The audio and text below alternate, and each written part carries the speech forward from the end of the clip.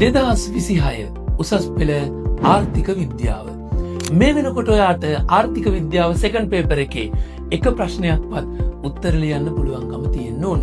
ඉතින් ආර්ථිකයක නිෂ්පාදන හැකියාව සහ නිෂ්පාදන හැකියාව මායිම ආර්ථික විද්‍යාව සෙකන්ඩ් පේපර් එකේ පළවෙනි ප්‍රශ්නය පිළිබඳ අපි නොමිලේම සාකච්ඡා කරනවා දෙසැම්බර් 2 වෙනි අඟහරුවාදා රාත්‍රී 8ට. නිෂ්පාදන හැකියාව මායිම ආර්ථිකයක නිෂ්පාදන හැකියාව පිළිබඳ සම්පූර්ණයෙන්ම සාකච්ඡා කරන මේ සම්මන්ත්‍රණයට ඔයාට සම්බන්ධ වෙන්න පුළුවන් පහත WhatsApp බටන් එක ක්ලික් කරලා. ඒ වගේම මේ සම්මන්ත්‍රණයට සහභාගී වෙන ඔයාට අවුරුදු 12ක නිෂ්පාදන හැකියාව මායිම සහ පළවෙනි ප්‍රශ්නයට අදාළ සියලුම පාස් පේපර්ස් වලට එදාට තනියම උත්තර ලියන්න කියලා දෙනවා. මතකයි නේද දවස? දෙසැම්බර් 2 වෙනි අඟහරුවාදා රෑ 8ට.